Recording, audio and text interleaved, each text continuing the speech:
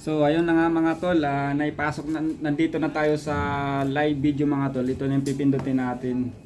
So ayan, pinindot natin mga tol. So go live, select natin tong go live. And hintay lang natin mga tol kasi medyo naglalag.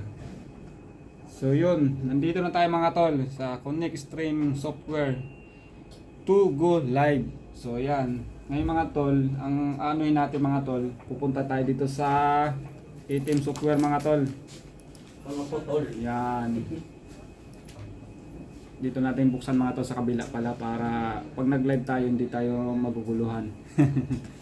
So ayan mga tol, nandito na tayo sa ATM software. Ayusin lang natin mga tol para hindi naman natin. Yan. So mga tol, punta tayo sa ATM control software. So hanapin natin connection, select ATM IE soft. Yan, so and connect. Yan na mga tol, nandito na tayo. So hanapin natin mga tol dito sa output. Ito yung output. Ayun. So nandito mga tol yung stream key mga tol. Ngayon old ano kasi ito mga tol, stream key. So delete natin ito mga tol kasi old siya eh.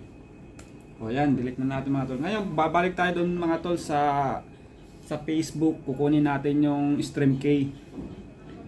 Yan. So, yan. Ito mga tol, oh, copy. So, ito yung stream key niya mga tol.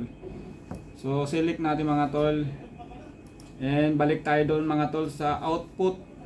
Yan, stream key. Copy paste. Ayun na mga tol, pasok na oh. So, yan mga tol. So, maraming salamat mga tol sa suporta nyo sa akin. Please comment and share mga tol. God bless you.